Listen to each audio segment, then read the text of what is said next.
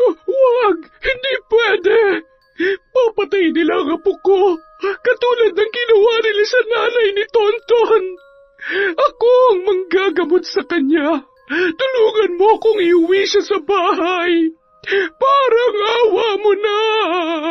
Mark, please, kalimutan na natin yon. Gusto ko nang kalimutan yung nangyari kanina. Alam mo, mabuti pa nga uminom na lang tayo. Magdasal na lang tayo na okay siya.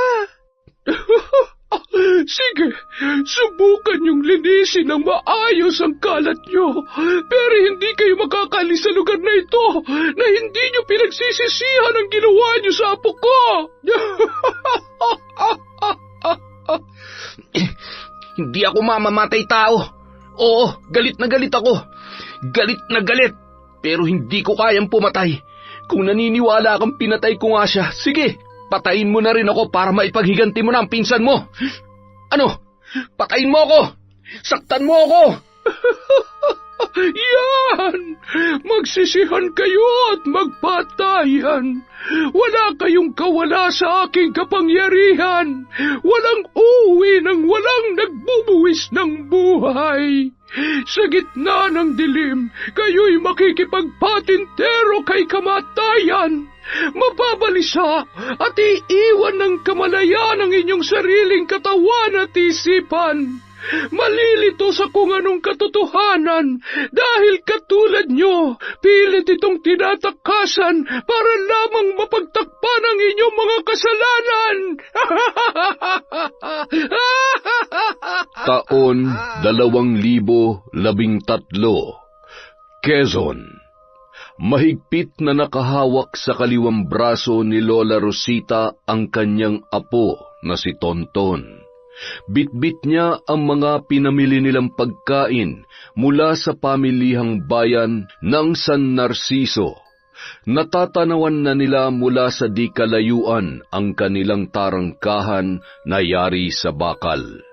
May kalumaan na yon at kahit malayo ay bakas na ang mga kalawang. Abalang naglalaro ng tumbang preso, habulan at luksumbaka ang mga bata na kanilang mga kapitbahay. Nang matanawan sila ay tumigil ang mga yon sa paglalaro at nagkumpul-kumpulan.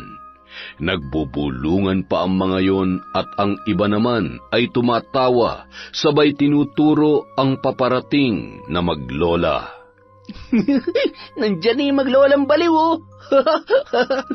Lagot ka, sabi ni nanay mangkukulam daw yun si Lola Rosita. Gusto mo kulamin ka niya? Wala ka. Pangit ka na nga, gagawin ka pa niya mas lalong pangit katulad nung napapanood natin sa TV. Susumbong ko kayo kay nanay. Nanay, naaway nila ako. Hoy, mamaya na tayo maglaro, baka matamaan natin sila. Hi, Lola Rosita. Hello, Tonton. Gusto mo maglaro? Lola, pwede po ba? Gusto ko rin sipa-sipa tapos takbo-takbo katulad nila. Sige na po, Lola. Pumayag na po kayo. Apo, maggagabi na. Hindi na pwede maglaro kapag madilim na. Gusto mo bang kunin ang aswang o hindi kaya itago ng mga engkanto? Nariyan na sila. Gusto nilang kinukuha mga batang makukulit na katulad ninyo. Nang marinig ang sinabi at ang tawa ni Lola Rosita, walang kasing bilis na pinulot ng mga bata ang kanilang mga gamit at mga laruan, sabay tumakbo papasok sa kani-kanilang mga bahay. Bakit sila tumatakbo, Lola? Takot ba sila sa atin? Takot sila sa aswang? Sa engkanto? Oo, Apo, dahil nandyan lamang sila sa paligid, nagmamasid at naghahanap ng batang makukulit. Lalo namang hinigpitan ni Tonton ang pagkakakapit nito sa braso ng kanyang lola, habang palingon-lingon na animoy takot na takot. Pagkapasok sa loob ng bahay, agad na nagsara ng pinto at bintana si Tonton. Yun ang madalas niyang gawin bago sumapit ang dilim. Habang nag-aasikaso sa kusina ang kanyang lola Rosita, tumungo siya sa isang silid kung saan naroon ang altar ng matanda na may iba't ibang imahe. Sinindihan niya ang mga kandila at nakangiti niyang hinawakan ang iba't ibang hugis ng mga manika sa mesa, katabi ng mga lumang garapon. Kinuha niya ang isa sa mga yon at kinausap na animoy batang kalaro. Binitbit niya yon papunta sa kusina, sabay umupo sa may hapagkainan at inihiga ang manikang yon. Nagulat na lamang si Lola Rosita nang makita niya ang kanyang apo na nakabuka ang mga palad at nagbibigkas ng mga kakaibang salita. Tonton, ano yung ginagawa mo? Akin na yan! Hindi ba sabi ko sa iyo wag na wag mong pakikialaman ang mga gamit ni Lola? Ay, pambihira kang bata ka, oo. Ibalik mo yan dun sa altar ko at kakain na tayo. Galit po kayo, Lola. Hindi niyo po mahal si Tonton. Tonton, sandali! Saan ka pupunta? Tonton, babalik ka dito! Yun ang madalas na eksena ng maglola tuwing pinagsasabihan niya ang kanyang apo. 10 taong gulang na si Tonton, ngunit dahil sa kondisyon nito ay umaasta yon na mas bata pa sa kanyang edad. Madalas ay umiiyak at tumatakbo sa tuwing masama ang kanyang loob. Bagamat kumagat na ang dilim sa paligid, labis namang nag-aalala ang matanda na tumakbo papalabas para habulin ang kanyang apo. Ay, Jesus Mariosep, nasaan na kaya ang batang yon? Ay, kung gaano katigas ang ulo at kaiyakin ng nanay, ay sadyang minana mo na lahat. Saan na kaya nagpunta yon? Samantala, isang grupo ng mga dayo galing sa Maynila ang noon ay nagpasyang mamasyal sa bahay ng yumaong lolo ng kanilang kaibigan na si Ashton. Habang mabilis na nagmamaneho ang binata ay pakanta-kanta naman at pasimpleng sinusulyapan ng pinsan nito na si Dave, ang magkasintahan na sina Ivy at Mark, na animoy may di pagkakaunawaan sa likod na bahagi ng kotseng kanilang sinasakyan. Nababakas sa nakakunot na noo at nakataas na kilay ng dalaga ang pagkayamot. Ano na naman bang problema mo't hindi na naman maipintay ang mukha mo? Kanina pa ako salita ng salita dito Hindi mo naman ako kinakausap. Ay, inaano ka ba dyan? Wala nga, di ba? Wala. Ay, ewan ko sa'yo. Tinutoyo ka na naman. Ay, mga babae nga naman, mahirap ispilingin. Kaya yan, mas mabuti pa yung fling-fling na lang, walang seryosohan. Di ba, Insan? Malay ko, di pa naman ako nagkaka-girlfriend At saka ikaw, sa tingin ko ay sadyang wala kang siniseryoso. Halos linggo-linggo ibang mukha ng babaeng inuuwi nyo sa bahay nyo Hoy, hindi mga kaibigan ko lang yun. Ay, paano kasi yung babaeng gusto ko? Ay, wala nakatali pa sa iba Gusto mo yata ng sakit ng katawan Nasaan na ba tayo? Mukhang naliligaw na yata tayo Hindi ko na matandaan sa tagal ko nang hindi nakakauwi dito. Sana may mga bahay sa bandang unahan para makapagtanong-tanong man lang tayo.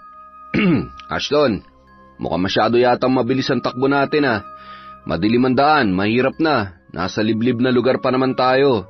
Kailangan na kasi natin magmadali. Natatay na ako Baka mamaya hindi ko na mapigilan to. Sige ka, kayo rin. Ay, sorry Yan na nga ba sinasabi ko Ew, Ashton! Ay, pwede bang buksan na lang natin ang bintana ng sasakyan? So kadiri, ang baho! Ang baboy mo naman, Insan. Ilang araw ka na bang? Putya naman grabe! Samantala, mula sa malayo, sa wakas ay natanawan na ni Lola Rosita si Ashton na noon ay nasa tabi ng kalsada. Lalo lamang siyang ninerbiyos sa takot na baka biglang tumawid ang kanyang apo. Alis na ako. Lalayas ako. Hanap ko si Tio. Hindi na ako balik sa'yo, Lola. Hindi mo naman ako mahal eh. Gagalit ka lang kay Tonton. Apo, Tonton, huwag kang tatawid. Hintayin mo si Lola. Hindi ako galit. Natatarantang nagpalingon-lingon si Tonton at bigla na lamang tumakbo papunta sa kabilang bahagi ng kalsada para takbuhan ang kanyang lola nang biglang nahagip siya ng isang napakabilis na sasakyan. Tonton! Tonton! Apo ko! Nung mga oras na yon, nabalot naman ng katahimikan ang loob ng sasakyan at lahat sila ay tila ba nakatulala pa rin sa bilis ng mga pangyayari. Ashton, itigil mo sa sasakyan! Itigil mo! Kailangan natin tulungan yung bata! Tanga ka ba? Paano kung napatay natin yon? Ano, makukulong tayo? No, hindi pwede. Papatayin ako ni na Mami at Daddy kapag nalaman nilang wala ba nakakita sa atin? Pasensya na, hindi ko talaga napansin. Madilim kasi at ang bilis mo kasi magpatakbo. Hindi natin pwedeng takasan yun. Tao yung nabangga natin, hindi aso o pusa. Tao yun. Hinto mo nga, Ashton. Sabing hinto mo eh. Gusto mong bumaba, Mark? Sige, bumaba ka. Maglakad ka pabalik. Kung gusto mong sagipin yun, sagipin mo mag-isa mo. Wag, baby. Hindi ka bababa. Narinig mo ako? Dave, please. Tumahimik ka nga dyan. Ay. Makalipas ang ilang minuto, nakita na rin ni Ashton ang daanan papunta sa bahay na kanilang tutuluyan. Tama. Ito na nga yun. Dito na tayo liliko. Malapit na tayo. Maririnig ang malakas na huni ng mga kuliglig at ramdam nila ang lamig dahil sa matatayog na puno. Nahirapan sila dahil sa baku-bakong parte na dinaanan bago narating ang nasabing lugar. Mahigpit na nakahawak si Ivy sa braso ni Mark habang hinihimas ang likod nito para kumalma dahil ramdam niya na hindi pa rin yun sang-ayon sa kanilang desisyon. Samantala, Tonton, apo ko, gising! Gumising ka na! Hindi na galit si Lola! Kailangan nating gamutin ang mga sugat mo! Tulong! Tulungan niyo kami! Ay, Lola, ano nangyari? Kailangan ho natin siyang dalhin sa ospital. Huwag! Hindi pwede! Papatayin nila ang apo ko katulad ng ginawa nila sa nanay ni Tonton. Ako ang manggagamot sa kanya. Tulungan mo kung iuwi siya sa bahay. Parang awa mo na. Ay, sigurado po kayo? Lola, hindi kaya... Sige na, pakiusap. agad namang binuhat ng lalaki ang duguan at ang walang malay na si Tonton. Sabay isinakay sa tricycle at inihatid ang maglola sa kanilang bahay. Salamat, iyo. Maraming salamat. Ay, walang anuman ho, Lola. Sana po ay mapagaling po ninyo ang apo ninyo. Hindi siya mawawala sa akin. Tutulungan ako ng aking Panginoon. Sige na, umuwi ka na at mag-iingat ka. Sana lahat ng tao ay katulad mo. Hindi tulad ng mga taong may kagagawan nito sa apo ko. Isang pagkakamali na naglakas loob sila na pumunta sa lugar na ito. Saan man sila magpunta ay hindi nila matatakasan ang kanilang kasalanan. Nang mapagtanto ng lalaki na ang napapabalitang mangkukulam ay walang iba kundi ang matandang babae na nasa kanyang harapan ay nagmamadali na siyang umalis. Samantala, agad na kumuha ng palanggana si Lola Rosita at nilagyan ng tubig, sabay binanlian ng kaunting mainit yon. Hindi mapigilang tumulo ang butil-butil na luha ng matanda habang pinupunasan ang buong katawan ng kanyang apo. nanginginig ang kamay na tinititigan ang napakalaking sugat sa ulo ni Tonton. Binihisan niya yon ng kulay puting damit at iniayos ang higa, sabay kinumutan. Kukuha ko ng pagkain. Nagugutom ka na ba, Apo? Hinimas ang maamong muka ni Tonton bago tumungo sa kusina at kumuha ng makakain. Sa kabilang dako, matapos sumuot ni Ashton sa may damuhan at inilabas ang kanina pa nagpupumiglas sa kanyang tiyan, ay bumalik din yon sa kanyang mga kasama. Sa wakas, nailabas ko rin. You're so takaw kasi. Mag-alcohol ka nga, parang ang baho mo. Ay nako Mark, napaka-arte talaga nitong girlfriend mo. Hindi ko talaga alam kung paano mo natatagalan to eh. Siyempre, mahal ko. Tara na, ako na magbibit-bit ng bag mo. Ashton, mga gamit, kompleto na ba? Oo, okay na to. Bit-bit ang kani-kanilang mga gamit, pilit na binubuksan ni Ashton ang tarangkahan ng bahay.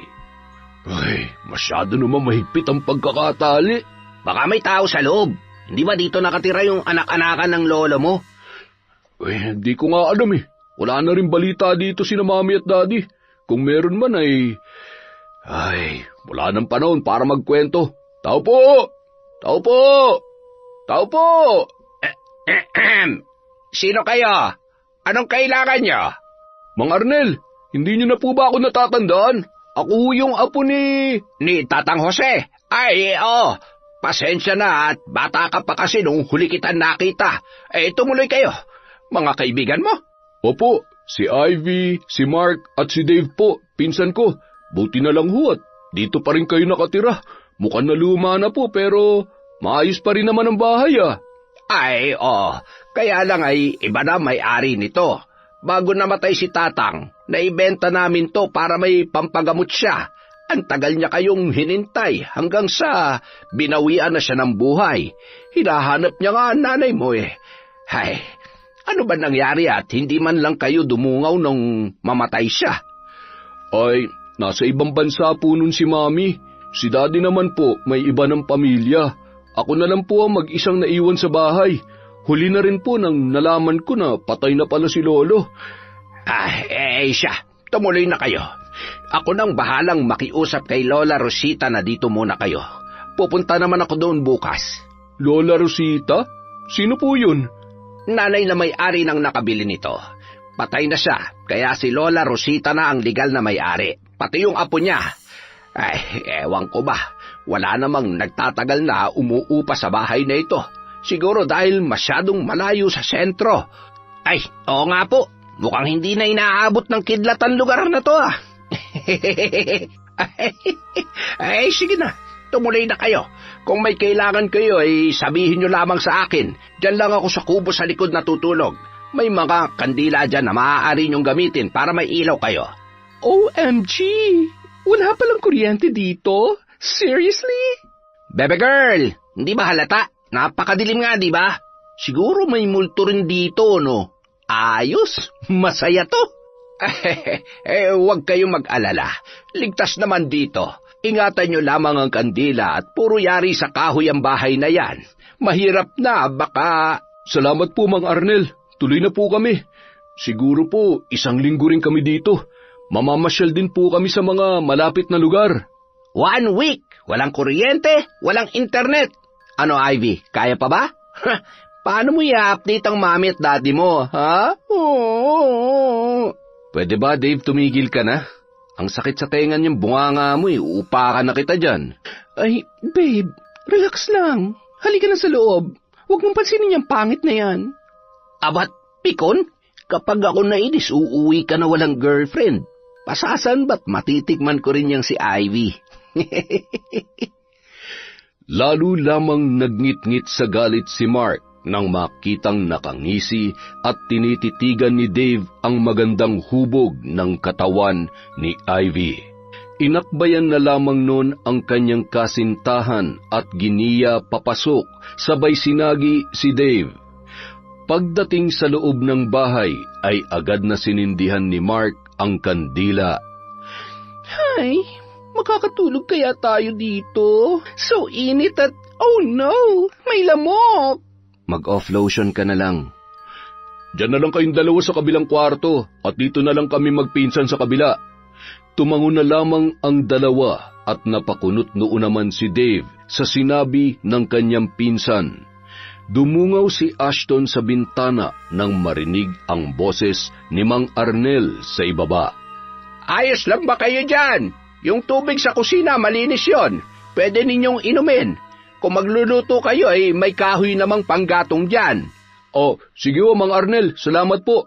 Okay na po kami dito. Mukhang mga anak mayaman ang mga batang ito ah. Tatagal kaya sila ng 1 linggo dito? Ay, mukhang malabo. Mga kabataan nga naman, oo.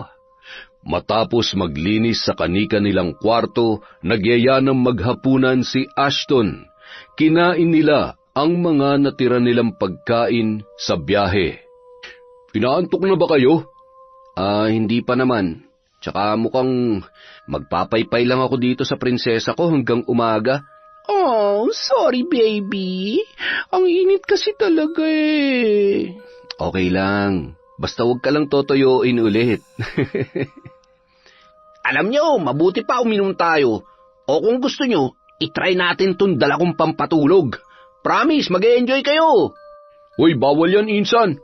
Ikaw kailan ka pa nagsimulang gumamit niyan? Ang KJ mo naman, ngayon lang naman Di ba gusto nyo mag-enjoy? Bakit hindi natin subukan yung mga bagay na hindi pa natin nararanasan? Malayo tayo ngayon. Walang magulang at teacher na manenermon sa atin. Talaga bang ngayon ka lang magte-try niyan? Mukha kasing sanay na sanay ka na eh. Ay, kung gusto mo ikaw na lang, kaya kong uminom pero yung ganyan, OMG, no way. Ay, kung ayaw nyo, di wag. Diyan na nga muna kayo. Magpapahangin lang ako sa labas. Ano, Ashton? Gusto mo? Kung gusto mo, sumunod ka lang sa akin. Gagi, pang-alak lang din ako. Bahala ka dyan. Humahalakhak pang bumaba ng hagdan para lumabas si Dave. Habang binubuksan ni Ashton ang bote ng alak, ay napabuntong hininga naman si Mark. Oh, para sa naman yung napakalalim mong buntong hininga? Seryoso ba? Di man lang ba kayo nakukonsensya? Paano kung namatay yung... Mark, please. Kalimutan na natin yon. Gusto ko nang kalimutan yung nangyari kanina. Alam mo, mabuti pa, uminom na lang tayo. Magdasal na lang tayo na okay siya.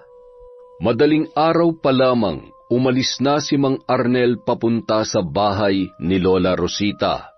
Pagkagaling niya roon ay pupunta rin siya sa bukid para mag-ani ng gulay at mga halamang ugat. Plano niya rin kasing magluto para sa kanyang mga bisita. Nasagi niya ang unahang bahagi ng sasakyan dahil nakalingon siya habang naglalakad na nakatanaw sa lalaking nakatambay sa veranda sa may pangalawang palapag ng bahay. Bakit parang ang lansa naman dito? Ay, amoy malansan dugo Nagpatuloy na lamang yon sa paglalakad, sabay sumakay sa lumang motorsiklo na nakaparada sa isang puno sa labas ng tarangkahan ng bahay. Bandang 5:30 ng umaga nang dumating siya kina Lola Rosita.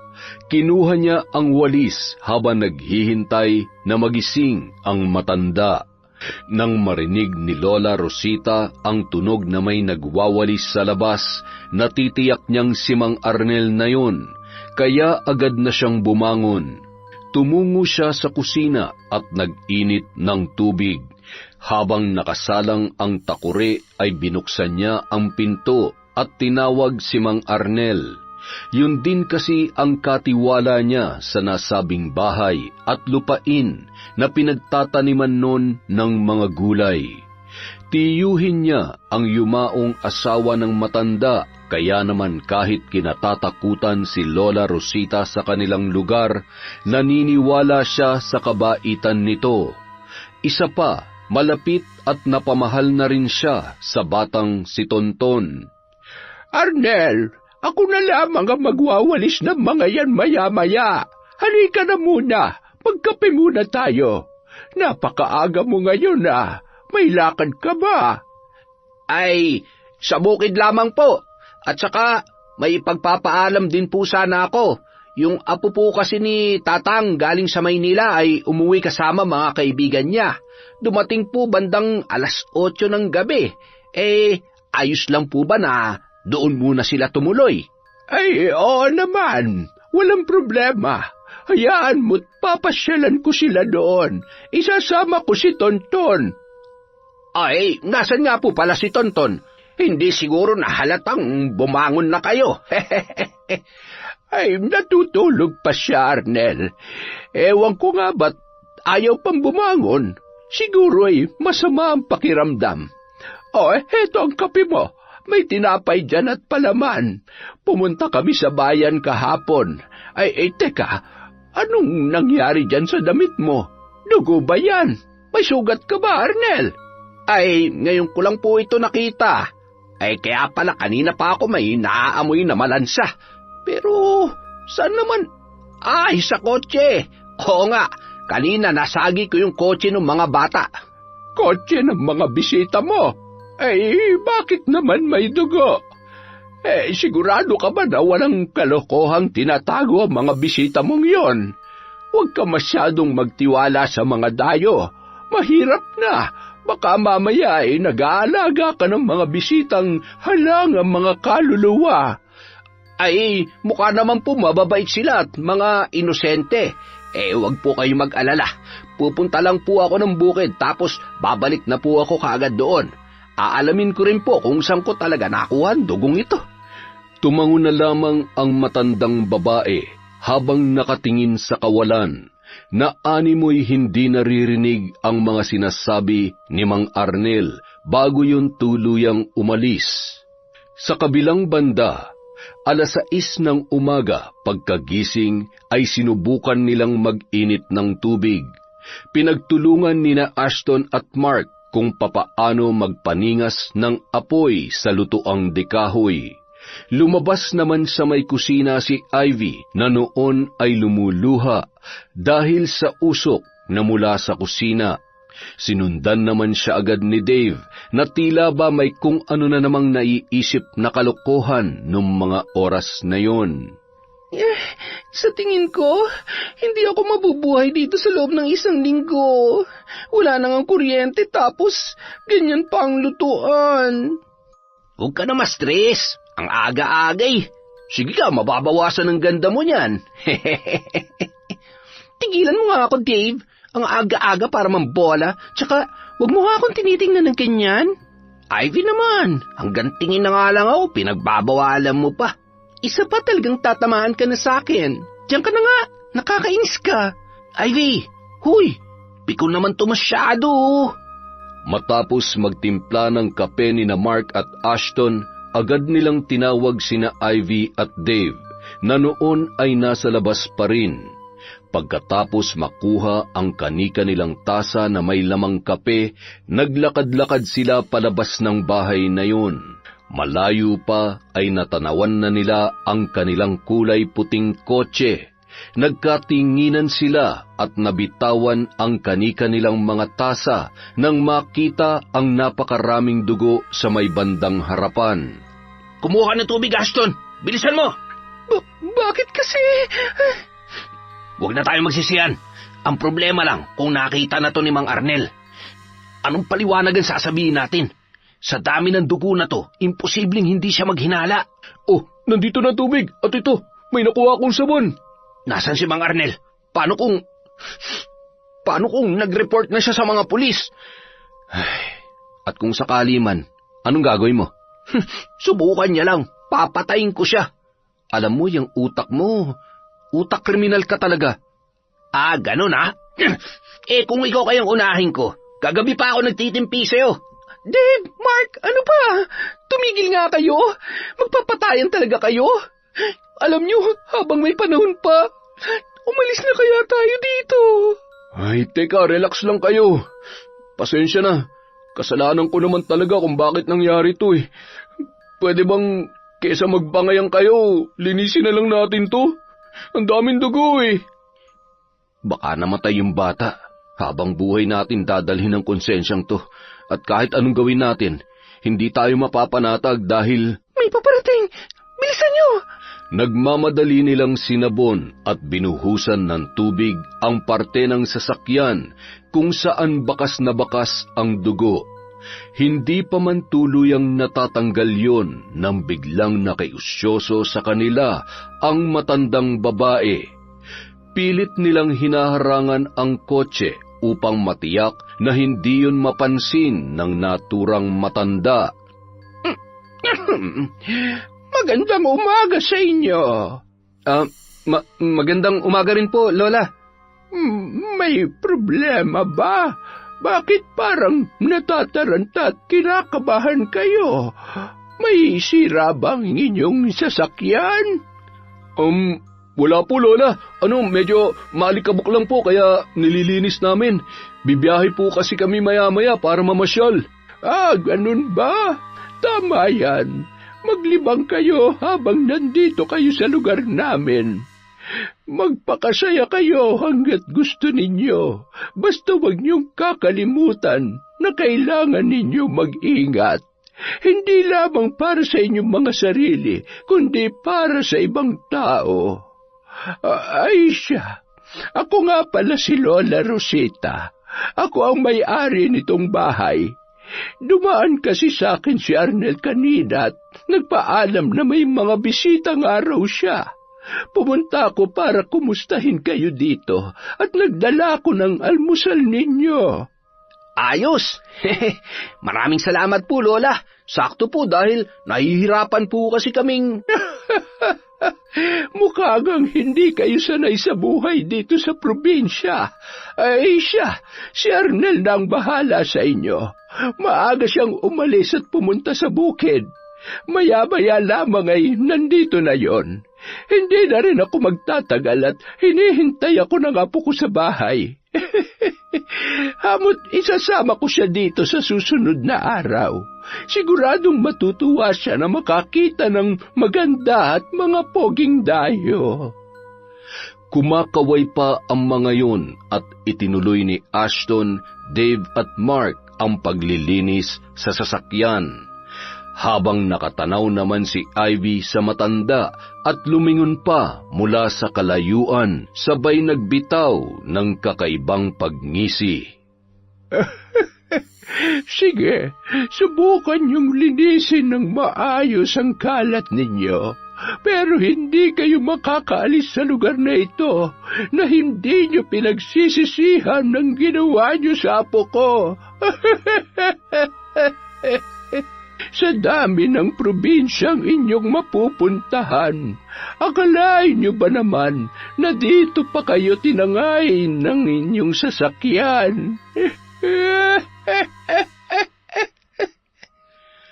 Nang matapos maglinis ng sasakyan, ay nakahinga naman ng maayos ang magkakaibigan at pumasok na sa loob ng bahay. Mabuti pa, kainin na muna natin tong dala ni Lola. Ang bait niya, no? Kahit hindi niya naman tayo kaano-ano, talagang nagdala pa siya ng almusal sa atin. Libreng tirahan, libreng pagkain, at... Ay, salamat kay Lola. Pero sa tingin ko, hindi tayo pwede magstay dito ng 1 linggo. Super init, walang signal at wala ding internet. Ay, namimiss ko ng friends ko. Sigurado nagwo-worry na rin sila mom at dad sa akin. Huwag ka na mag-alala. Malay mo, mamaya sa pupuntahan natin, makasagap tayo ng signal para matawagan mo man lang sila. Bilisan nyo na kumain para makagala na tayo. Huwag rin tayo magpaabot ng gabi para hindi tayo mahirapan bumiyahe pabalik dito.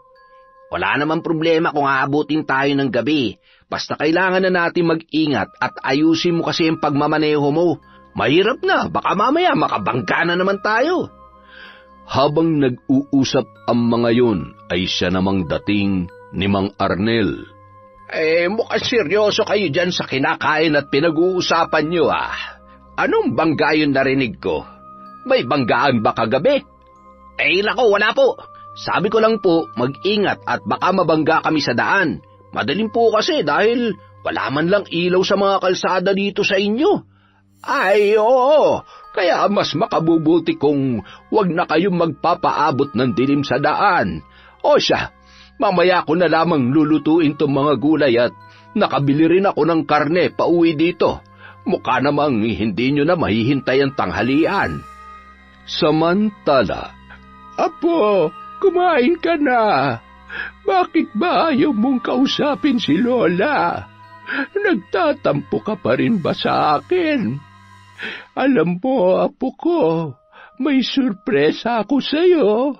Bibigyan kita ng mga laruan. At saka, hindi ba, gustong-gusto mo nang may kalaro. Talaga po, Lola? Ako meron ng kalaro? Oo, apo. Pwede mo silang maging kalaro hanggat gusto mo. Hindi mo na kailangang maghanap ng kalaro dyan sa labas. Ay, Lola. Ano yon? Inaantok ka na naman. Ayaw mo talagang kumain. May masakit pa ba sa'yo? Masakit pa ba ang mga sugat mo, ha? sa kabilang banda, masaya ang magkakaibigan sa kanilang pamamasyal. Sa sobrang saya at ganda ng mga lugar na pinuntahan nila ay tila ba nawala na sa isip nila ang pangamba at takot na bumabagabag sa kanilang isipan. Oh, alas 5 na. Ang bilis naman dumilim dito. Kailangan na natin bumalik. Baka mamaya wala na naman tayo makita sa daan. Ay, nako, minsan lang tayo makapasyal sa ganito kagandang lugar kaya sulitin na natin. Masyado ka naman kay AJ. Tingnan mo nga yung girlfriend mo. Mukhang punong-puno ng gallery ng cellphone niya, kaka-selfie. Bibi, alis na tayo. Tama na yan. Pre, tapatin mo nga ako. May gusto ka ba sa girlfriend ko? Huwag kang mag-alala, kahit type ko yan, kung ikaw ang mahal, wala kang dapat ikatakot. May tiwala ka naman siguro sa girlfriend mo na hindi siya mabibihag sa pagiging magandang lalaki ko. Ay nako Dave, nag-uumpisa ka na naman ha. Halina kayo't, pag nagkataon ay baka mauwi na naman to sa suntukan. Ay, pambira naman talaga oh. Pagsabihin mo yung pinsan mo, kapag hindi talaga ako nakapagtimpi, uuwi yan na basag ang bungo. Oh, ano na naman yan? Nag-aaway na naman kayo. Ikaw ha, lagi mo nalang pinag-iinitan si Mark. Ano bang problema mo ha? Relax, nagbibiro lang naman ako. Masyado lang pikon yung boyfriend mo. Napakamot ulo na lamang si Ashton na hinila ang braso ng kanyang pinsan na si Dave papunta sa lugar kung saan nakaparada ang kanilang sasakyan. Dahil sa matinding pagod, nakatulog na si Ivy at Mark habang nasa biyahe. Palingon-lingon naman si Dave sa magkasintahan. Mababakas sa mukha nito ang selos na agad namang pinansin ni Ashton. Insan, kung ano man yan nasa isip mo, wag mo nang ituloy. Magpakabait ka naman. Masyado ka namang Wag mo nang idabay si Ivy dyan sa mga kalokohan mo. Ano bang iniisip mo? Wala akong planong Oh, bakit ka huminto? Hindi ko alam. Nasiraan pa yata tayo. Anak naman ng pating kapag minamalas ka nga naman. Bumaba muna tayo. Titingnan ko lang kung anong sira. Bakit, marunong ka ba mag-ayos niyan? Siyempre, hindi. Ay. Oh, ano nangyari? Nasiraan ba tayo? OMG naman, ano ba naman yan? Kung kailan naman nasa alanganing lugar, tsaka pa. Ay, anong gagawin natin? Masyado nang madilim. Mas mabuti pa, maglakad na lang tayo. Malapit lang naman yun dito. Balikan na lang natin yan bukas. Magpatulong na lang tayo kay Mang Arnel, baka sakaling may kakilala siyang magaling na mekaniko. Ay, pagod na ako. Pero sige, maglakad na lang tayo kaysa naman abutin tayo ng umaga rito. Baka mamaya may mga ligaw na hayop dito at bigla na lang tayong lapain. Nagsimula ng maglakad ang magkakaibigan at bigla naman silang may natanawan na lalaki na may dalang flashlight. Nabuhayan sila ng loob nang makilala kung sino yon. Oh, Mang Arnel! Ay, salamat naman at nakasalubong namin kayo. Saan po ba kayo pupunta?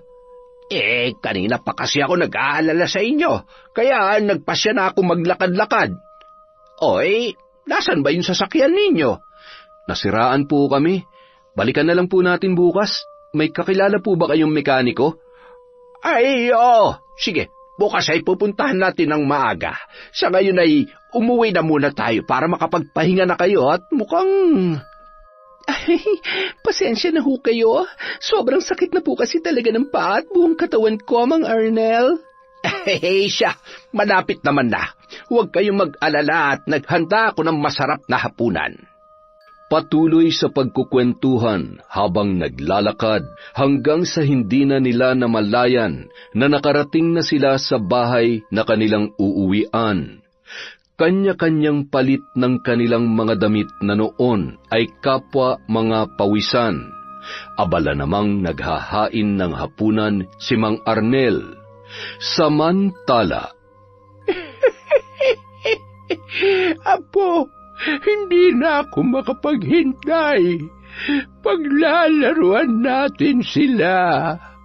Panoorin mo lamang ako, Apo. Manood ka lang sa lola, ha? Tuturuan natin ang leksyon ng mga walang awa na nakabangga sa'yo at hindi man lamang tayo tinulungan. Alam mo namang ayaw na ayaw kung nasasaktan ka. Tingnan mo nga yung sugat mo.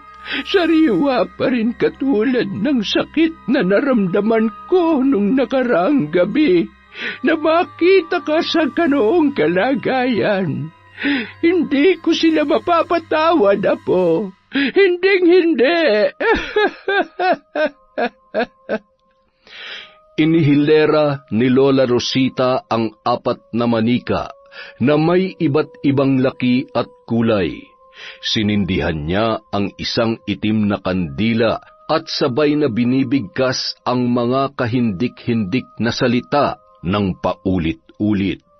Nung mga oras ding yun, masayang nagsasalo-salo sa pagkaing inihain ni Mang Arnel ang kanyang mga bisita. Sumabay na ho kayo sa amin, Mang Arnel. Ang sarap niyo po pala magluto. Oo nga po. Tingnan niyo po itong girlfriend ko. Bihira po yung kumain ng gulay, pero dahil masarap kayo magluto, tingnan niyo naman po kung gaano karami na nakain niya.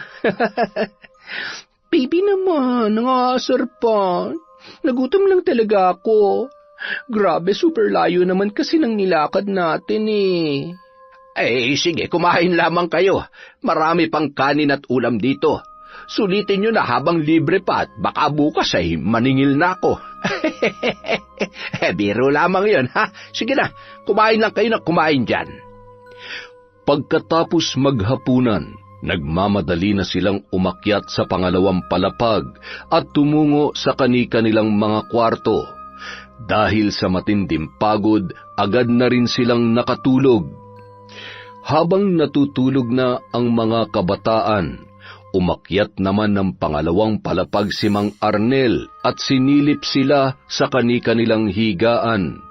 Nagtago pa siya sa may pinto nang biglang gumalaw sa higaan si Ivy na animoy hindi mapakali sa posisyon ng kanyang pagkakahiga.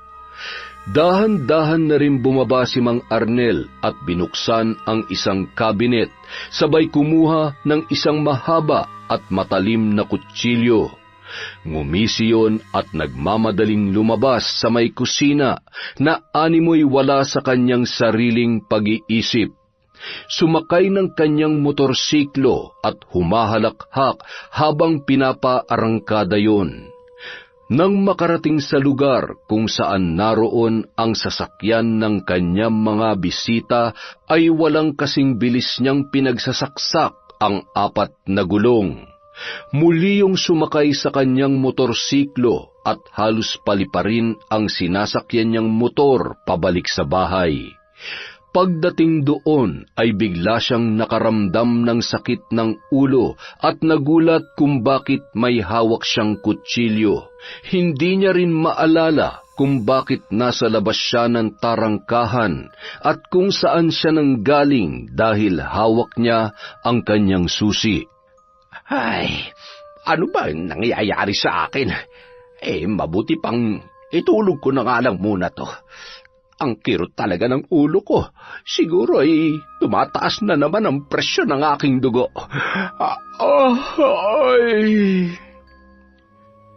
Bandang 11:00 ng hating gabi, bumangon si Dave na noon ay pawis na pawis. Ay, ang init naman. Makaligo na nga lang. Hinubad niya ang kanyang pantaas na damit, sabay kinuha ang kanyang tuwalya at tumungo sa unang palapag kung saan naroon ang banyo. Samantala, habang naliligo si Dave, ay nagising naman si Ivy na noon ay biglang nakaramdam ng pananakit ng tiyan. Babe, pwede mo ba akong samahan? Nahihihi ako eh. Hoy, ano ba? Okay, ayaw mo ay diwag. Ako na nga lang. OMG, ang dilim pa naman. Ay, so hirap bumaba ng hagdan. Nang makababa, ay patakbo na yung tumungo sa banyo at titili pa sana siya nang bigla namang tinakpan ni Dave ang kanyang bibig. Bitawan mo nga ako, bastos! Bastos? Sino ba tong basta-basta na lamang pumapasok sa banyo? Bakit kasi hindi ka marunong mag-lock ng pinto? So, ew, kadire! Ang sabihin mo... Bigla na lamang nagising si Mark noong mga oras na yun. Nawala sa kanyang tabi si Ivy. Baby, nasan ba yun? Lumabas siya sa kwarto at agad na hinanap ang kanyang girlfriend. Bumaba sa unang palapag habang nakikiramdam sa paligid. Nang makarinig ng halinghing at pag-ungol mula sa banyo, ay agad niyang binuksan ang pintuan. Mark! Hayop ka! Papatayin kita, pare! Mark, tama na! Isa ka pa! Pinagkatiwalaan kita! Kung ano man ang iniisip mo, hindi totoo yan. Wala kaming relasyon. Maniwala ka sa akin. Kahit patayin mo pa ako, hindi mo na mababago ang katotohanan na wala talagang nakakawala sa akin, Mark. Kita mo naman kung... Hayop ka! Tutuluyan na kita! Hindi napigilan ni Mark ang kanyang sarili.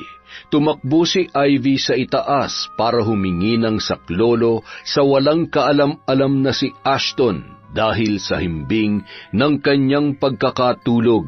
Ashton, please bumangon ka. Si Dave at si Mark, kawatin mo sila.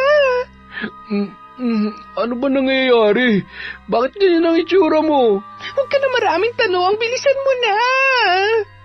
Nang makababa si Ashton, agad niyang inawat ang dalawa. Hindi na yun nagtanong pa kung ano ang naging punot dulo ng kaguluhang nadatnan dahil sa itsura pa lamang ni Dave at ni Ivy ay naiintindihan niya na ang dahilan kung bakit nagagalit si Mark. Hindi pa tayo tapos, Dave. Tandaan mo yan. Hindi ako natatakot sa'yo, no? Mark, baby, wait, mag-usap tayo. Nagmamadaling umakyat si Mark papunta sa kwarto at doon niya ibinuhos ang galit at sakit na kanyang nararamdaman. Baby, I'm sorry. Alam ko galit ka pero makinig ka naman sa akin. Huwag mo na muna akong kausapin at baka kung ano pa masabi ko sa'yo. Tsaka na lang tayo mag-usap. Magkatalikod na nahiga at kapwa tumutulo ang kani-kanilang mga luha. Samantala, kasalukuyan naman nag-uusap sina Ashton at Dave sa kanilang kwarto. Ano ba naman kasi naisip mo? Ano na namang kalokohan to? Tingnan mo nga yan. Pwede ba? Hindi mo naman alam kung anong totoong nangyari. Hindi naman talaga namin sinasadya, nagkataon lang dahil... Ay basta, sa labas na nga lang muna ako. Magpapahangin lang ako. Ay, sumasakit lang ang ulo ko sa inyo. Makatulog na nga lang ulit. Habang nasa labas, ginagalaw-galaw ni Dave ang kanyang panga. Sakit nasugatan pa yata. Di bali, naka-score naman. Habang nakatalikod, bigla na lamang may pumukpok sa may parting batok ni Dave, dahilan para siya ay matumba. Nakataob ang katawan nito at hindi na magawang makita pa kung sino ang may kagagawan noon. Tinadtad ng saksak sa likod at pagkatapos ay binunot ang kutsilyo sa huli nitong pinagtarakan at naglakad papalayo ang lalaking may kagagawan. 3:00 ng madaling araw. Nagising sila nang biglang narinig ang sigaw ni Mang Arnel sa labas ng bahay. Nagmamadaling lumabas ang tatlo at nataranta sa kanilang nadatnan. Teka, sino may gawa nito? Ikaw ba, Mark? Ashton, kilala mo ako. Oo, galit ako sa kanya pero hindi ko magagawang pumatay. Magkatabi kami ni Mark. Hindi naman siya lumabas ng kwarto. Dito lamang kayo. Kailangan nating humingi ng tulong. Nagmamadaling umalis si Mang Arnel habang nagkakainitan naman sina Mark at Ashton. Ikaw lang ang may dahilan para patayin siya. Mamamatay tao ka. Hindi ako mamamatay tao. Oo, galit na galit ako. Pero galit lang yun. Hindi ko siya kayang patayin. Kung naniniwala kang pinatay ko nga siya, sige, patayin mo na rin ako para makapaghiganti ka. Ano, papatay mo ako? Saktan mo ako. Nang mga sandaling yon, nagmamadaling kinuha ni Ashton ang isang bato at nanginginig ang kamay na ipupukpok sana sa ulo ni Mark. Bago niya pa man nagawa yun, ay may sumaksak na sa likod ni Ashton gamit ang isang kalawanging bakal. Anong ginawa mo? Bakit mo? Hindi ko siya pinatay. Nagmamadali yung tumakbo papalayo na animoy naguguluhan at takot na takot. Ashton, kumapit ka lang. Hindi ka pwede mamatay. Uuwi tayo ng ligtas. Hindi ko pinatay ang pinsan mo. Hindi ko alam kung ano nangyayari. Pero, gulong-gulo na rin ako. Maya-maya, bumalik na si Mang Arnel at hangus na hangus. Nasiraan ang motor ko. Ayaw umandar. Anong gagawin natin sa... Teka, ano nangyari kay Ashton? Sino may gawa nito sa kanya? Si Ivy po. Nabigla lamang po siya dahil muntik na rin akong... Kung nagawa niyang saksakin si Ashton, siguradong siya rin ang may gawa nito kay Dave. Kailangan natin siya mahanap para malaman natin kung ano ba talaga ang totoo. Pero paano po silang dalawa? Mang Arnel, sandali lang po. Huwag niyo pong sasaktan si Ivy. Alam ko, wala po siyang kasalanan. Mang Arnel, saan po kayo pupunta? Samantala. Yan! Magpatayan kayo at magsisihan. Wala kayong kawala sa aking kapangyarihan. Walang uuwi ng walang nagbubuwis ng buhay. Sa gitna ng dilim, kayo'y makikipagpatintero kay kamatayan. Mababalisa at iiwan ng kamalayan ang inyong sariling katawan at isipan. Malilito sa kung anong katotohanan dahil katulad nyo, napilit itong tinatakasan para lamang mapagtakpan ang inyong mga kasalanan. Apo, ano? Hindi ka ba natutuwa? Bakit ayaw mong lumapit dito? Dati ay gustong-gusto mong nanonood at paglaruan ng mga ito. Ngayon na niyayaya kita ay ayaw mo naman. Ay, o siya, tatapusin ko na lamang muna ito, ha? Sa kabilang banda. Hindi ko siya pinatay. Hindi ako mamamatay tao. Hindi! Ivy! Maraming ahas dyan! Huwag ka na magtago at sigurado mapapahamak ka lamang. Kailangan mong harapin ang kasalanang nagawa mo. bali-baliktarin mo man ang mundo, hindi mo matatakasan ang krimen na iyong nagawa. Baby, makinig ka sa akin. Mahal kita. Oo, galit ako sa'yo. Galit na galit ako sa ginawa mo, pero mahal pa rin kita. Huwag ka na magtago, please.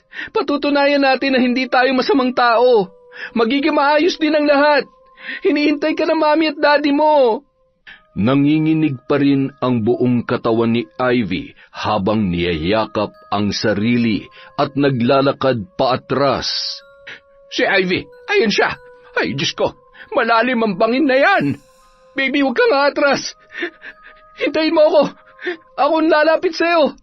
Lumingon si Ivy sa malalim na bangin at nakita niya ang isang mahuhulog na bata. Nagmamakaawa, lumuluha ng dugo at may malaking sugat sa ulo. Tulong! Tulungan niyo ako! Mabilis siyang tumakbo at pilit na inaabot ang kamay ng bata nang biglayong humalakhak. Sasama ka sa akin! Sasama ka sa akin! Mamamatay tayong dalawa! Ha? Ivy! Hinablot ni Mark ang kanang braso ng kanyang kasintahan na noon ay patuloy sa pag-iyak. Hindi ko na kaya! Papatayin niya tayo lahat! Patawarin mo ako! Gusto ko lang malaman mo na mahal kita, Mark. Huwag ka magsalita ng ganyan. Hindi kita bibitawan. Mang Arnel, tulungan niyo po kami. Unti-unti nang dumudulas at nangangalay ang kamay ni Mark, kaya naman nawawalan na siya ng pag-asa na mailigtas si Ivy nung mga oras na yon. Sa tulong na matanda na noon ay nakakuha ng isang matibay na baging na ginamit nila upang mahila pataas at mailigtas ang dalaga. Mahigpit na niyakap ang isa't isa habang mariin namang nakatitig si Mang Arnel sa magkasintahan. Hindi niya maintindihan kung tama ba ang ginawa niyang pagtulong sa babae. Gayong pinaghihinalaan niya yon na pumatay kina Dave at Ashton. Ay, Diyos ko, gabayan niyo po ako sa mga nangyayaring ito. Litong-lito na po ako. Bigyan niyo po ng kalinawan ang isip ko. Patnubayan niyo nawa na manaig ang kabutihan at katotohanan sa kanilang isip at puso. Mark, halika na. Bumalik na tayo. Kailangan pa natin magpasya kung anong magagawa natin sa mga kasama ninyo. Sa dami ng dugong nawala ay siguradong hindi na natin sila maililigtas pa. Hindi ko maintindihan kung panaginip ba ito o maski ako ay naguguluhan na sa kung ano man nangyayari. Parang mayroong mali dito. Ay. Pasan-pasan ni Mark si Ivy na noon ay nanghihina pa rin at patuloy pa rin sa pagtulo ang butil-butil na luha. Nang makarating sila sa bahay ay laking gulat nila nang hindi na naabutan pa ang katawan ng magpinsan na sina Dave at Ashton. Ay, teka, imposible namang mawala ang mga yon.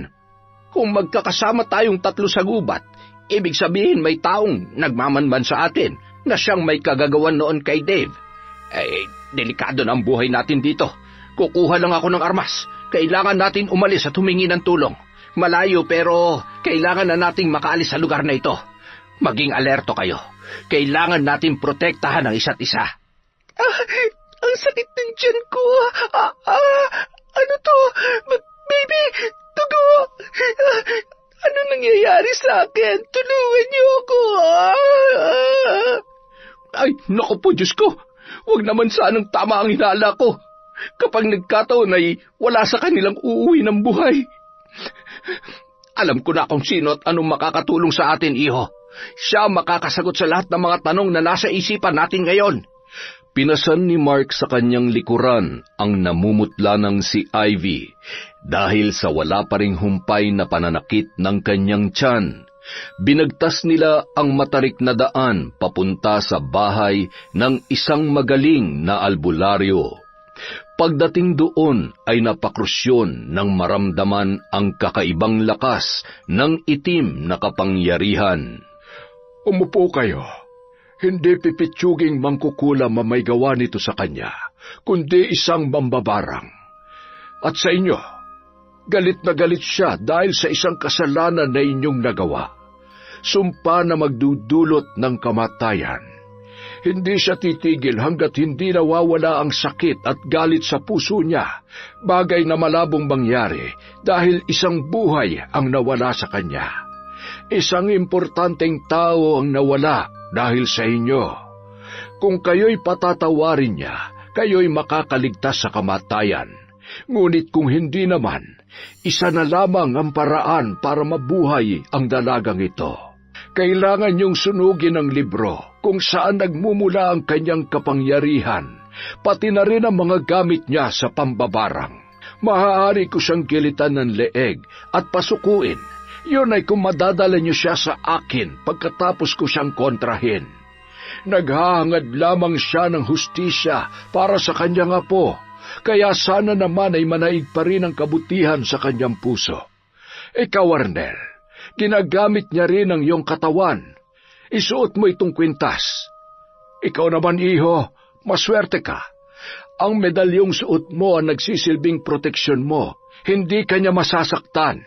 At higit sa lahat, busilak ang iyong kalooban.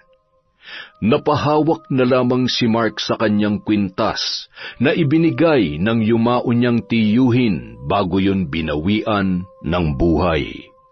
Yung bata, kailangan natin mahanap kung sino ang batang nasagasaan namin nung gabing yon. Nang mga sandaling yon, napaisip si Mang Arnel sa sinabi ni Mark. Naalala niya ang mga tanong ni Lola Rosita tungkol sa kanyang mga bisita. Lalo pang nadagdagan ang hinala niya dahil sa unang pagkakataon ay hindi lumabas para makipagkwentuhan sa kanya si Tonton o yumakap man lamang ng huling punta niya doon. Si Lola Rosita, posible may alam siya sa kung ano nangyayari. Iwanan muna natin dito si Ivy. Mas ligtas siya dito. Huwag kayong mag-alala. Nandito naman ang aking asawa para bantayan siya. Bibigyan ko siya ng paunang lunas. Ngunit kayo ang gagawa ng paraan upang mapawalang bisa ang sumpa at hindi na siya muling makapambarang pa. Hindi na nagsayang pa ng oras si Mang Arnel at Mark at agad na silang umalis para puntahan ang bahay ni Lola Rosita. Samantala, Dave! Anong ginagawa natin dito? Sino nagdala sa atin dito? Aba, gising ka na pala. Lola Rosita, kayo ang... Ako nga. Ako ang siyang dahilan kung bakit namatay ang pinsan mo. At ikaw, bilang ko na lamang ang mga natitirang minuto sa buhay mo. Mamamatay ka rin. Alam mo, pasalamat ka dahil wala akong sasakyan dahil kung nagkataon, gustong-gusto rin kitang sagasaan katulad ng ginawa mo sa Tonton ko. Walang mapagsidla ng pagkamuhi ko sa iyo. Alam mo bang hindi pa rin naghihilom ang mga sugat niya? Umiiyak siya at ayaw kumain dahil sa kagagawan mo. Magsama kayo ng pinsan mo na wala rin puso. Yang bakal na nakatarak sa tagiliran mo. Ito. Huwag. Paalam. hawak ang kalawanging bakal na tumutulo ang dugo. Patuloy sa paghalakhak si Lola Rosita. Ibinuka niya ang palad at nag-usal ng mga salita hanggang sa unti-unting bumuka ang lupa at nilamon ang katawan ng dalawang binata.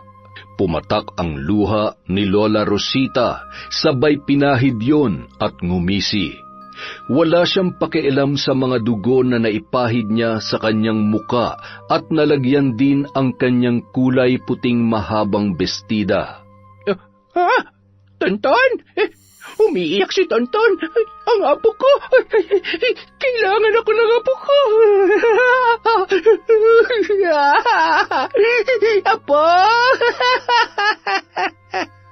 Samantala, nang makarating sina Mark at Mang Arnel ay nakasara ang pinto, kaya naman hindi sila mapakali habang naghihintay sa labas ng bahay ng matanda. Malayo pa ay natanawan na yon ni Mang Arnel.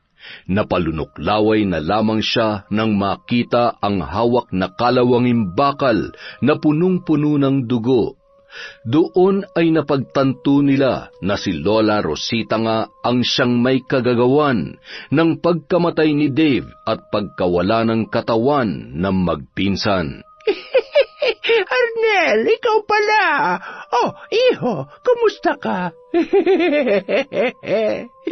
Naging masaya ba kayo sa inyong pamamasyal sa probinsya namin? Tuloy kayo, hali kayo at magkape tayo. Masaya nung paanyaya habang binubuksan ang nakakadenang pintuan. Ay, Lola Rosita, saan po kayo nanggaling? Ano po yung hawak ninyo? Bakit ho napakaraming dugo? Ahas. May malaking ahas sa gubat. Pinatay ko dahil muntik na akong tuklawin. Ay, bakit nga ba dala-dala ko pa ito? Sa bagay, ito'y bakal. Pwedeng ipakilo pambili ng lollipop ng apo ko. Tumuloy na kayo. Huwag kang mahiya at matakot. Hindi naman ako nangangagat. Nambabarang lang. Biro lamang iyon. Masyado ka namang nervyoso. Tingnan mo yung labi mo't kasing putla na ng gapas sa ilong ng patay. Ay, Lola, si Tonton ho. Nasaan po ba siya? Ay, si Tonton, yung mahal kong apo. Ay, tulog. Masakit ang ulo at nilalagnat. Ay, sandali. Ito na ang kape. Inumin niyo na agad habang mainit pa. Pagkatapos ay sumunod kayo sa akin dito at gisingin natin si Tonton. Nagkatinginan sina Mang Arnel at Mark ng mga sandaling yon. Halos maduwal sila nang maamoy nila ang malansang dugo at tila nabubulok na karne. Sabay silang tumayo sa may upuan sa hapagkainan at agad na sumunod sa matanda. Ubus niyo na agad. Masyado naman kayo nagmamadali. Apo, gising na. May mga bisita tayo. Nandito ang Tiyo Arnel mo at may kasama siyang poging kaibigan. Nilalagnat pa rin ang apo ko. Magpagaling ka na, apo, ha? Ay, pasensya na kayo. Mukhang napasarap ang tulog niya kasi ay masama ang pakiramdam ni Tonton. Ay, Lola, kailangan ho natin siyang dalhin sa ospital. Hindi, dito lamang siya. Naalala mo ba ang nanay niya? Anong ginawa ng mga doktor na yon? Pinatay nila ang anak ko. Hindi ko nahahayaan na mawala rin sa akin ang apo ko dahil sa kanila. Lola Rosita, wala na po si Tonton. Patay na po ang apo ninyo. Anong sabi mo? Bawiin mo yung sinabi mo. Hindi patay si Tonton. Bulag ka ba? Hindi mo ba nakikita? Natutulog lamang ang apo ko. Hindi niyo po ba naaamoy? Patay na po siya. Patay na po siya, Lola. Patawarin niyo po kami. Kasalanan po namin ang lahat. Ako na pong naninikluhod sa inyo. Bawiin niyo na po ang sumpa. Nakikiusap po ako, Lola Rosita. Umalis na kayo. Hindi patay ang apo ko. Dahil sa ginawa niyo sa kanya, kahit anong paghingi niyo ng tawad, hindi na siya gagaling. Sana sa susunod, habang may pagkakataon pa, piliin niyo nang gawin kung ano ang tama. Dahil magsisiban kayo, wala nang silbi pa. Umalis na kayo dito dahil kung hindi ay ano nangyayari sa akin? Hindi. Kumilos na tayo. Kailangan nating hanapin at sunugin kung nasaan ang mga gamit niya. Sa kabilang kwarto, bilisan mo, habang may pagkakataon pa tayo. Nang makita nila ang mga yun, dinala nila yon sa kusina at sinunog lahat. Nagawa natin. Kailangan nating humingi ng tulong upang mailibing ang katawan ni Tonton. Hindi ko akalaing sa ganitong paraan siya mawawala. Napakabait niyang bata. Paano niyo nagawa sa kanya ito? Patawarin niyo ho ako. Sinubukan ko naman po, kaya lang po, wala po ako nagawang ipagtanggol ang kagustuhan kong tulungan siya laban sa mga kasamahan ko. Nagpatalo po sila sa takot at nagpatalo po ako sa maling desisyon ng mga kaibigan ko. Nung araw ding yun, nailibing si Tonton habang si Lola Rosita naman ay nananatiling nanghihina at nakatulala lamang sa isang upuan, yakap ang larawan ng kanyang apo. Sa kabilang banda, nanumbalik na ang lakas ni Ivy. Kailangan nating bumaba ng bundok. Sa tingin ko ay kaya mo naman ng maglakad. Magpasalamat ka sa Diyos dahil matagumpay nilang nagawa ang ipinagagawa ko. Ligtas ka na. Ngayon ay kailangan naman nating tulungan ang matanda. Tanggapin niya man o hindi, kailangan mo pa rin humingi ng tawad sa kanya. Hanggat may namumuo pang galit sa puso niya, posibleng gumana pa rin ang kanyang kapangyarihan dahil sa malakas niyang pakikipag-ugnayan sa kanyang kinikilalang Panginoon. Naging matunog naman ang nagpasalin-saling balita sa lugar na yon, dahilan para mapagtibay ang matagal nang ibinibintang sa matandang mambabarang. Ay, di ba? Bukod sa wala sa katinoan, ay mambabarang nga talaga yang si Lola Rosita. Akalain mo ba namang hindi dalhin sa ospital si Tonton? Ayan, namatay tuloy. Hay nako, kawawang bata. Grabe, nakakapangilabot. Pero alam mo, may mga tao kong nakita sa loob ng bahay nila. Natanawan ko kanina, mukhang mga dayo. Siguro yun ang mga nakabangga. Ay, ewan, siya nga pala Mare. Kaya pala ako sumadya dito kasi pwede ba akong mangutang ng 3 takal ng bigas? Wala na kasi akong pansaing eh. Papalitan ko na lang agad bukas. Bukas? Mare, yan din ang sabi mo nung nakaraan. Hanggang ngayon ay hindi mo pa napapalitan tapos manghihiram ka na naman. Alam mo, Mare... Ay naku, Mare, hayaan mo na nga lang, pasensya ka na. Kay Marisol na nga lang muna ako manghihiram. Bukas ay pupunta ako sa tiyahin ko mangkukulam sa bayan. Alam mo, yung mga taong marahas magsalita, yung matatabilang dila, ang sarap ipakulam ng mga yan. Sige ha, magkita na lang tayo, Mare. Ay, Mare, teka muna. Heto, sobra-sobra tong bigas namin. Ikaw naman, oo, hindi ka na mabiro. Hoy! Samantala, pagdating ng albularyo at ni Ivy ay mahigpit na niyakap ni Mark ang kanyang kasintahan. Natatakot man, iginiya nito ang dalaga papunta sa kinauupuan ni Lola Rosita. Lola, patawarin niyo po ako. Isa po ako sa dahilan kung bakit hindi naisalba ang buhay ng apo ninyo. Patawad po. Anak, ikaw nga. Bakit ngayon mo lamang ako dinalaw? Talaga? Kasama mo na si Tonton ngayon? Naku, alagaan mo siya mabuti, ha? Oo, sabihin mo sa kanya, mahal na mahal siya ni Lola. Uy, bakit ka umiyak? Tahan na. Shhh!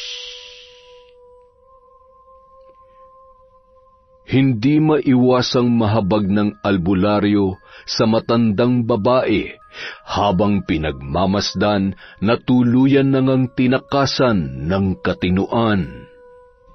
Maraming salamat sa tulong mo. Ay, naguguluhan pa rin talaga ako sa nangyari.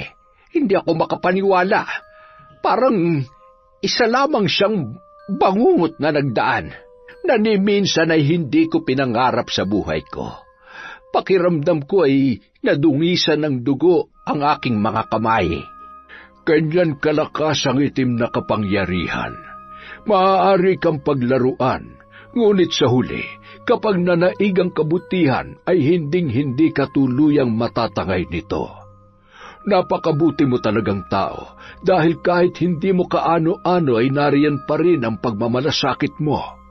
Bagay na natutunan ko kay Tatang, lolo ng isa sa mga naging biktima ng pangyayaring ito. Hindi pa rin mahanap kung nasaan ang mga katawan nila. Malabo nang matagpuan ang mga katawan na iniaalay sa kadiliman. Kinalulungkot ko dahil bawat kakayahan, albularyo man o mangkukulam, ay may limitasyon lamang. Ipagdasal na lamang natin sila. Ay, wala naman na talaga tayong magagawa pa. Naaawa lamang ako sa mga magulang na naghihintay sa kanila.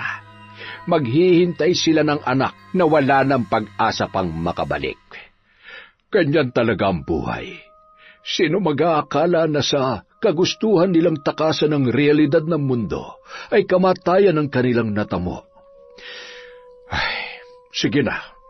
Kapag kailangan mo ko'y pwede mo kong puntahan anumang oras. Isuot mo lamang muna yung kwintas. Labis namang nagpasalamat ang magkasintahang sina Ivy at Mark sa albularyo bago yun umalis. Iho, magtiwala ka dito sa kasintahan mo. Ang mga nangyari nung gabing yon ay parte ng plano ni Lola Rosita. Naway maging mas matatag pa ang inyong pagsasama. Kinaumagahan, pumarada ang isang magarang sasakyan di kalayuan sa daanan papunta sa bahay ni Lola Rosita. Doon na rin nagpaumaga ang magkasintahan at si Mang Arnel upang alagaan at mabantayan ang matanda. Malayo pa ay natanawan na nila ang muka ng kanilang mga magulang na noon ay mababakas ang pinaghalong tuwa at pag-aalala dahil sa nakarating na balita sa kanila. Mark, anak, ay Diyos ko, buti at ligtas kayo ni Ivy. Ano ba talaga nangyari? Nasaan sina Dave at Ashton? Nahanap na ba sila? Wala pa rin pong balita, Mami. Hindi rin po masabi ni Lola Rosita kung nasaan dahil wala po siya sa katinuan. Ma'am, pwede po ba natin siyang tulungan? Para man lang po makabawi kami sa nangyari sa apo niya. Pwede naman po siyang ipa-admit sa mental hospital para gumaling siya at baka maalala niya kung nasan sila.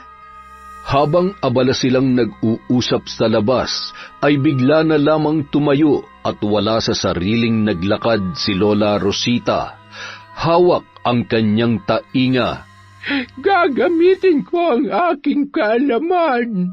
Lahat sila ay papasakitan.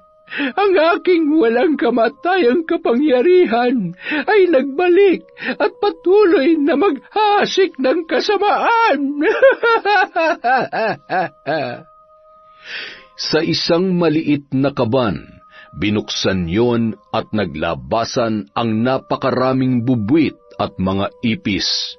Dinampot niya ang isang imahe ng tao na yari sa bunot ng niyog. Gumapang ang mga ipis sa buo niyang katawan habang humahalakhak at kinuha ang isang mahabang karayom na nakatusok sa makapal na sinulid. Tumungo yun sa kusina at pinakinggan ang mga bulong na kanyang naririnig. Inipit niya sa kilikili ang kanyang kinuhang gamit at palingon-lingon at kinuha ang itak. Pinagmasdan yun habang nakangisi. Papatayin ko sila! Papatayin ko silang lahat! Nagulat na lamang sila nang biglang lumabas si Lola Rosita at iwinasiwas ang itak na kanyang hawak. Huwag kayong lalapit sa akin. Tatabasin ko ang mga leeg nyo. Lahat kayo ay magbabayad. Papatayin ko kayong lahat. Hindi pa dito natatapos ang aking paghihiganti. Wala ni isang nagtangkang lumapit sa matanda. Ginamit niya ang pagkakataong yun para makatakas. Tumakbo ng tumakbo papalayo hanggang sa matanawan niya ang kanyang apong si Tonton. Tonton! Apo! Saan ka pupunta? Hintayin mo ako, Apo! Anong gagawin mo dyan? Sumuot yun sa gubat at nagpalinga-linga hanggang sa hindi niya na namataan pa ang kanyang hinahabol na apo. Tonton! Apo! Huwag ka na magtago! Halika dito, samahan mo ko! Maglalaro ulit tayo! Tingnan mo, ito ang pinakamagandang laruan ni Lola! Gusto mo bang turuan kita? Ayan! Sige, halika dito, Apo! Umupo ka dito sa tabi ko. Panoorin mo ang bawat ginagawa ko. Balang araw ay ipapamana at ituturo ko sa iyo ang lahat ng aking kaalaman. Ikaw ay magiging makapangyarihan, higit kanino man. Walang maaaring makapanagit sa iyo dahil kayang-kaya mo silang labanan. 6:00 na ng gabi, patuloy pa rin sa paghahanap ang mga opisyal ng barangay kay Lola Rosita. Sa bahay naman ng matanda nagpalipas ng gabi ang mga magulang ni Mark at Ivy. Kasama nila ayon na rin sa kagustuhan ni Mang Arnel habang patuloy pang hinahanap ang matandang mambabarang. Habang sila ay naghahapunan, bigla na lamang tumayo si Ivy at hinablot ang kwintas na suot ni Mark. Sabay inilagay yon sa nagliliyab na apoy sa saingan. Nagkatinginan ang lahat, nawari hindi maintindihan ang inasal ng dalaga. Ano ba nangyayari sa'yo? Bakit mo sinunog yung kwintas? Dahil pareho tayo magbabayad sa kasalanan natin. Pareho tayo mamamatay, Mark. Ano bang sinasabi mo? Hindi kita maintindihan. Oh, ano nangyayari sa anak ko? Bakit siya sumusuka ng dugo at mga insekto? Ano yan? Ano mga yan? Ay, Diyos ko! Anong gagawin natin? Bumalik ng muli ang kanyang lakas at kapangyarihan. Kinukulam siya ni Lola Rosita. Tulungan niyo kami. Kailangan kong dalhin ang anak ko sa ospital. Wag! Hindi doktor ang kailangan niya, kundi isang albularyo. Dito lamang kayo at pupuntahan ko ang kaibigan kong albularyo. Kailangan ko na magmadali bago pa mahuli ang lahat. Kayo nang bahala sa kanila, ha? Heto ang kwintas, isuot mo muna sa kanya. Baka sakaling kumalma at bumuti ang kanyang pakiramdam. Kakaalis lamang ni Mang Arnel nang biglang napahiyaw si Mark habang hawak-hawak ang kanyang ulo. Lumabas sa ilong niya ang mga naglalakihang tipaklong at kasabay noon ay ang pagtulo ng dugo. Tulong, Mami! Ayaw ko pa mamatay! Naku po, Diyos ko! Tulungan niyo po ang anak namin. Alam ko marami akong pagkukulang sa inyo at sa anak ko. Hindi ako perpektong ina, pero nakikiusap ako na iligtas niyo sila sa kapahamakan. Mark, anak, tatagan mo ang loob mo. Magdasal ka. Hindi ka pababayaan ng Diyos. Magdasal kayo, mga anak. Hangus na hangus si Mang Arnel nang dumating sa bahay ng albularyo. Pasensya ka na. Alam kong gabi na may kalayuan pero ikaw lang ang tanging makakatulong sa kanila. Malakas nang muli si... Halika na. Tama nga ang kutob ko. Magmadali tayo dahil kapag nagkataon, tutuluyan niya na ang mga bata. Sana'y abutan pa natin sila ng buhay. Sa pagkakataong ito, higit na mas makapangyarihan na siya. Mahigit 1 oras ang kanilang nilakbay bago muling makabalik sa bahay ng matandang mambabarang kung saan naroon ang mga batang binabarang niya ng mga sandaling yun. Samantala, tanging ang buwan ang nagsisilbing liwanag ni Lola Rosita habang nakasalampak at patuloy sa pag-usal ng mga kahindik-hindik na salita. Sabay humahalakhak habang naririnig ang mga boses ng mga biktimang nahihirapan. ay sayang pakinggan. Nararamdaman ko na ang kanilang panghihina at sila ay unti-unti nang nahihirapan hanggang sa malagutan ng hininga. Babaha ng luha at pagdadalamhati. Ay, teka, Apo, saan ka pupunta? Hindi pa ako tapos sa aking ritual. Sandali na lamang. Kailangan na natin silang tapusin. Lola, tama na po. Itigil niyo na po yan. Ikaw talaga. Bakit mo ba ako niyayakap ng ganyan? Siguro may gusto kang ipabili, ano? Ano ba't bibilhin ko bukas? Tonton, saan ka pupunta? Sandali lang, hintayin mo ko, Apo. Muling tumakbo si Lola Rosita para maabutan ang kanyang apo na noon ay malayo na sa kanya. Hingal na hingal at ramdam niya ang paninikip ng kanyang dibdib. Tonton! Apo! Makinig ka sa akin! Huwag kang tatawid! Apo naman, huwag kang matigas ang ulo! Baka masagasaan ka! Tonton!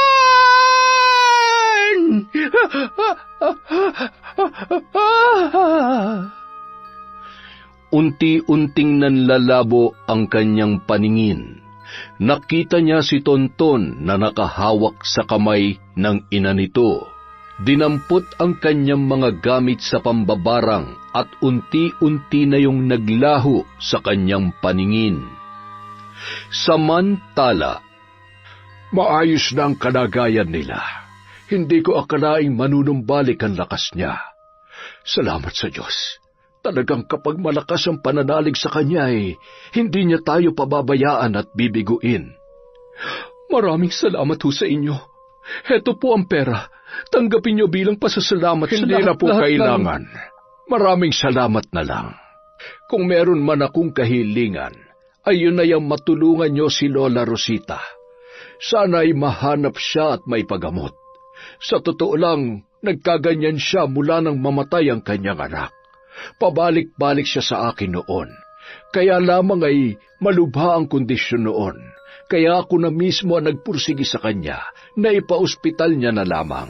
Kaya lamang, namatay yon at dahil doon, hindi niya matanggap. Kaya, yan siguro, hindi niya lubos maisip na mawawala ang kaisa-isa niyang anak. Malamang dahil sa nangyari kay Tonton, lalong naapektuhan ang kanyang pag-iisip. Sana nga po ay matulungan niyo siya. Kung kaya lamang po namin ay kami na ang gumawa noon para sa kanya. Sa kabila ho ng pagiging mambabarang niya ay mabuting tao naman po yan. Isang mapagmahal na ina at lola. Ay. Kinabukasan, bumiyahe na ang pamilya pabalik sa Maynila. Sinama nila ang matanda na inalalayan naman ni Mang Arnel habang sila ay nasa biyahe. Para na yung bata kung umasta, ngunit ang ikinaganda ay tuluyan ng nawala sa isipan niya ang kaalaman niya sa pambabarang. Saan tayo pupunta? Hanap natin si Tonton? Ay, opo. Hahanapin po natin si Tonton, Lola. Matulog na po muna kayo. Malayo-layo pa ang biyahe natin. Matapos maihatid sa Maynila, ilang araw lamang ay bumalik na sa probinsya si Mang Arnel. Ngunit siniguro niya muna na nasa maayos na kalagayan na ang matandang babae. Huwag kayong mag-alala. Palagi ko pa rin kayong dadalawin. Aalagaan kayong mga ari-arian nyo katulad ng dati. Hinding-hindi ko makakalimutan ang kabaitan at lahat ng tulong nyo sa akin. Sana ay gumaling pa po kayo, Lola Rosita. Hindi naman naging madali sa mga magulang ni na Dave at Ashton ang nangyari sa kanilang mga anak. Naroon ang pagsisisi na sana ay hindi nila sinayang ang mga pagkakataon na nakasama ang kanilang mga anak at naipadama na mahal nila ang mga yon nung nabubuhay pa. Nakaligtas man sina Ivy at Mark ay naroon pa rin ang lungkot sa kanilang mga puso Tuwing naaalala ang nakaraang yun, nakaraan na bagamat masalimuot ay marami silang aral na natutunan hanggang sa sila ay nagpasya ng magkaroon ng sariling pamilya. Makalipas ang 5 taon, masayang-masaya ang noon ay mag-asawa ng sina Ivy at Mark habang hawak sa magkabilang kamay ang anak nilang lalaki. Hawak ni Ivy ang isang larawan na alam niyang labis na magpapasaya kay Lola Rosita. Kaarawan yon ng matanda, kaya naman siniguro nilang madadalaw nila yon kasama ang kanilang panganay na anak. Lola, nandito na po ulit kami. Maligayang kaarawan po. Ito po ang espesyal na regalo po namin sa inyo. Apo ko, si Tonton ko ito. Anak mo yan? Pogi, parang si Tonton. Ganyan siya kalikot noon. Lola, Anthony po ang pangalan niya. Kaya Tonton din po ang palayaw niya. Pwede ko ba siyang kargahin at yakapin? Ay, Tonton apo, halika dito kay Lola. Masayang-masaya namang lumapit ang 4 na taong bata sa matanda at hinawakan ang muka ni Lola Rosita. Maluha-luha sa tuwa habang kinakarga at niyayakap yun. Hindi naman napigilang mapaluha nina Ivy at Mark. Mahal na mahal ka ni Lola, ha? Lagi kang dadalaw sa akin. Salamat sa inyong dalawa. Salamat at itinuring niyo akong pamilya. Ay, siya nga pala. May balita ba kayo kay Arnel? Ay, siguro ay nakalimutan niya na ako. Lola, maligayang kaarawan ho. Pasensya na kayo't ngayon lang ulit ako nakadalaw. Salamat naman. Salamat at dinalaw mo ako. Kumusta? May asawa ka na ba? Lola naman, kung alam ko lamang ho na ganyan ang itatanong nyo, di sana hindi na ako dumalaw. Dahil sa pagkakamali nilang magkakaibigan, ay tila nanakawan ng kaligayahan ang matanda. Ngunit sa huli ay sila rin ang nakatulong upang manumbalik ang saya sa puso ni Lola Rosita. Sa tuwing matapos akong magkwento ng ganitong mga pangyayari, napapahinto rin ako sandali, napapaisip kung baka nga ba, sa pagitan ng liwanag at dilim, may mga hiwagang patuloy na umiiral, mga bagay na hindi kayang ipaliwanag ng mata at isip ng tao.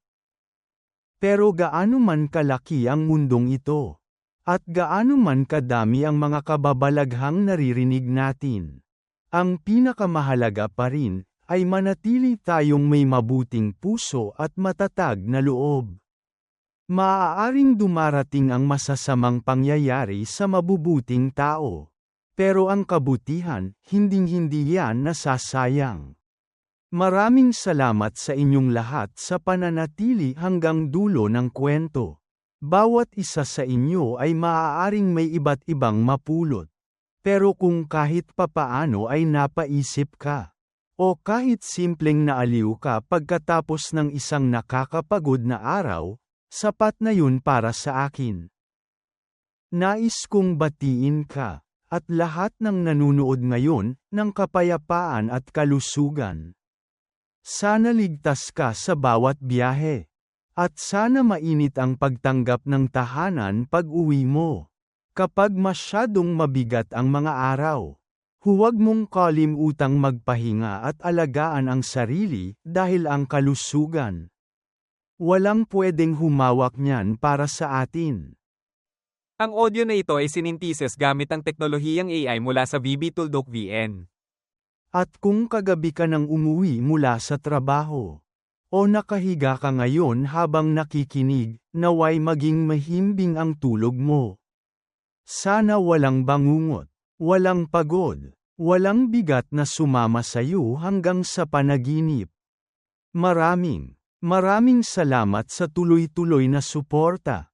Hanggang sa muli, kita-kits sa susunod na mga video.